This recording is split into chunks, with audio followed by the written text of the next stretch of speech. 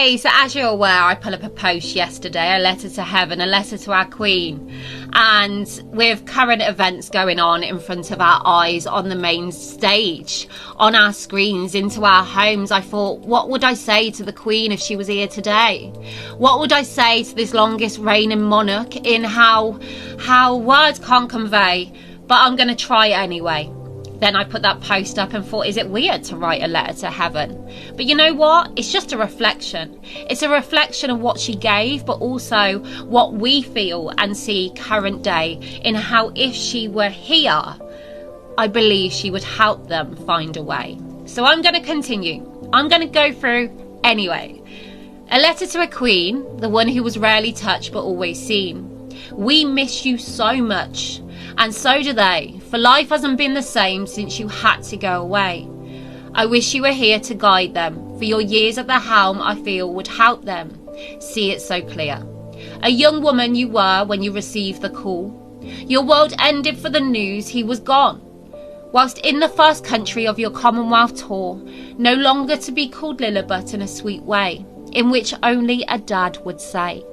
But nevertheless, a memory amongst many more you gained, and you would take these moments into your long reign. With Charles and Anne already in place, sharing you with all their lives would now become, as this was your born into fate, one in which Charles can now and William will relate. But you took it all on, spinning those plates, a young woman who had to learn quickly to make this your own, and a place, a stamp with your name, one we also see whilst posting the mail. With Philip by your side, he made sure you were all right, even with this now spot being one step behind you.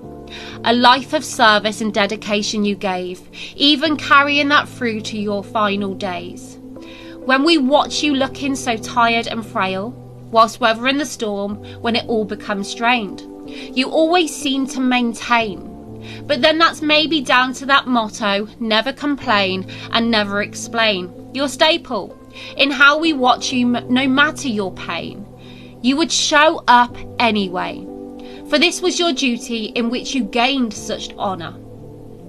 The knowledge you must have taken, the stories seen and listened to, yet your opinions remained close to you.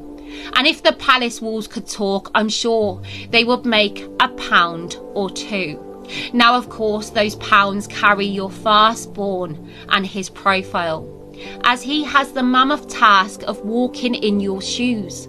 And although a smaller set, so delicate and small, they are the biggest shoes of them all. For 70 plus years you continued in this way. The Queen's speech on Christmas Day, the one in the pandemic, I can still hear clearly in my head, for it came at a time of great uncertainty and dread. The streets lined with people as you came to visit, and if not completely into the monarchy, most could not resist, as flowers you were presented with, as flags swung back and forth, and you earned every one. We knew when it started to all draw to an end, and we watched you sat in that pew alone. We knew without him there, you no longer felt like home. He was your strength and your stay. You would so proudly say you were tired, and so justifiably so. Time and how it was running out on you. I can't imagine ending your reign in the way you did, and I hope you knew that the ones that mattered never felt any less of you. It's just a shame a loved one placed that upon you, and him your king, in those final days, and for this I'm sorry. Sadly we could never forgive, for it didn't stop in the days after you were gone. In fact, to this very day it still goes on. A country under attack, your family in pain, and we all wish you were here, as you would know exactly the right words to say. But saying that, it's Charles's reign now, and he has to find a way, for he has to take it and create his own.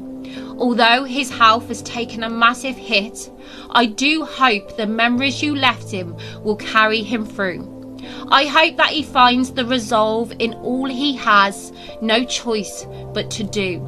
I hope he can make a decision on being a king first, for it took a hit when we lost you, along with the other two. I have great hopes in Anne being by his side, a sister and guide. Camilla also, who knew we would witness the day, but she resisted the hate and never gave up and walked away. In William we see the future so bright, although right now he's being placed out into the spotlight. For what only I can see are the other people's games. For like I say, it still carries on to this very day. But we carry hope in the way they looked up to you and watched you so intently. We carry hope that Charles will be okay and these dark days will blow over and go away. And if it doesn't, he will need to stand up and say, no, this is not okay. No longer shall you walk all over this legacy, this family and country. For I am a king and I had to lose my mum to simply become this. For you are the lucky one out of my two sons. For you never carried this pressure so great to gain this when I go to my grave. I love you, my sweet darling boy, but you chose this and I have to choose to keep mine and hers and the one before that's legacy alive. But also right through to George's children's eyes. Our country needs the magic. This is our national identity, and if you are not proud, then you can't take those titles to wow the crowds. I will not let you take that away in the games that you play. I do hope if it gets much worse, then he can do this. For I do believe in the way you would say to yourself, what would a queen do? That you would approve. For this is no longer about family, it's about legacy and integrity. It's about Commonwealth and country. The double-edged sword for the monarchy you were born. So I'm going to leave it there by saying to you, thank you, Mom. And we are glad you are home. And thank you for seeing it through. Signed, The Aftermath.